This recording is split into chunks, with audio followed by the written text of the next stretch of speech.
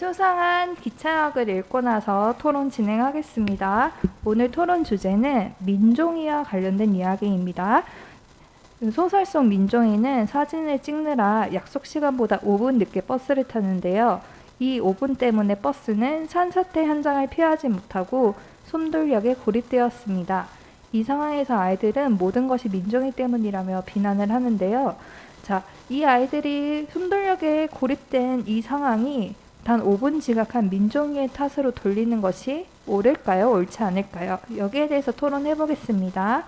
이상한 수상한 기차역 속 민종이는 사진을 찍느라 약속 시간보다 5분 늦게 버스를 탔습니다. 이 5분 때문에 버스는 산사태 현장을 피하지 못하고 솜돌역에 고립되고 말았지요. 아이들은 모든 것을 민종이 때문이라고 비난하는데요. 저는 사실 아이들이 맞다고 생각합니다.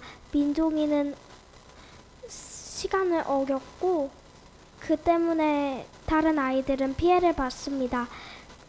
그렇기 때문에 저는 이 상황에서 5분 지각한 민종이의 탓으로 돌려도 되고 그에 따른 책임을 져야 한다고 생각합니다. 민종이는 사진을 찍느라 약속 시간보다 5분 늦게 버스를 탔습니다. 이 5분 때문에 버스는 산사태 현장을 피하지 못하고 솜돌역에 고립되었습니다. 아이들은 모든 것이 민종이 때문이라며 비난했습니다. 이 상황을 단 5분 지각한 민종이의 탓을 돌리면 안 된다고 생각합니다. 첫 번째 쟁점입니다. 5분의 지각이 산사태 고립이라는 결과에 직접적인 원인이 되었다고 생각을 하시나요?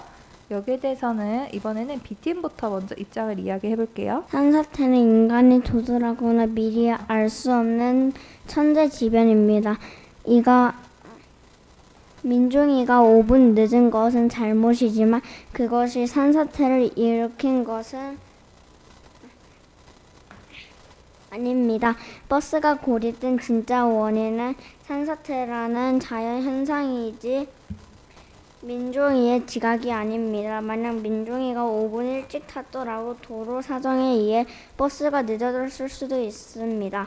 일어나지도 않은 가정을 가지고 민종이를 비난하는 것은 사고의 진짜 원인을 무시하는 태도입니다. 이 소설 속 민종이가 약속된 시간을 어겼기 때문에 버스가 사고 현장에 도착하게 되었으므로 민종이에게 책임이 있다고 생각합니다. 모든 일에는 원인이 있고 그에 따른 결과가 있는데요. 만약 민종이가 5분 늦지 않고 제 시간에 버스를 탔다면 산사태를 피하고 무사히 집으로 돌아갔을 수 있을 겁니다. 하지만 민종이의 사소한 행동이 결국 아이들의 운명을 바꾼 셈입니다. 그러므로 저는 민종이에게 책임을 져야 한다고 생각합니다. 이 책임에 관련된 거에 대해서도 의견 들어보겠습니다. 먼저 개인적인 이유로 약속을 어긴 행동이 공동체에 피해를 끼쳤다면 어디까지 책임을 져야 할까요? 공동체 생활에서 약속 준수는 필수 의무이며 이를 어겨 발생한 모든 피해에 대해는 민종이가 반성하고 책임져야 한다고 생각합니다. 단체 생활에서 한 명의 잘못은 결국 전체의 피해로 이어집니다. 민종이는 개인적인 취미인 사진 찍기를 하느라 다른 사람들과의 약속을 시키지 못했습니다. 이런 무책임한 행동이 결국 다른 아이들의 안전과 시간을 모두 빼앗는 결과를 낳았습니다. 사소한 잘못이라도 그것이 공동체에 막대한 지장을 주었다면 그 무게를 무겁게 느껴야 한다고 생각합니다. 약속을 어긴 것에 대한 책임은 사과로 충분하며 예상치 못한 거대한 재난의 책임까지 떠맡기는 것은 가혹하다고 생각합니다. 민종이가 져야 할 책임은 약속 시간에 5분 늦어 다른 친구들을 기다리게 한 것까지입니다. 이 이상의 일은 민종이의 통제를 벗어난 영역입니다. 5분 지각이라는 작은 잘못에 비해 산사태 고립이라는 벌은 너무나 크고 가혹합니다. 만약 민종이가 지각해서 버스를 더 안전한 곳으로 피하게 되었다면 아이들은 민종이를 영웅이라고 불렀겠죠. 결과가 나쁘다는 이유만으로 작은 실수를 범죄처럼 몰아세우는 것은 공정하지 못한 일이라고 생각합니다. 위기 상황에서 민종이와 같이 어떤 특정 한 인물을 비난하는 것이 문제를 해결하는 올바른 방법이라고 생각하나요? 여기에 대해서는 BTV 먼저 입장 이야기해 볼게요.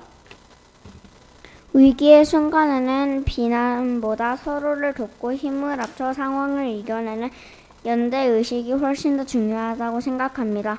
누군가를 범인으로 몰아 비난하는 것은 위기 상황에서 팀워크를 깨뜨릴 뿐입니다. 산사태로 고립된 상황에서는 어떻게 체온을 유지할지, 어떻게 구조 요청을 할지 고민하는 것이 먼저이라고 생각합니다. 또 지금 필요한 것은 비난이 아니라 서로를 다독이는 위로라고 생각합니다.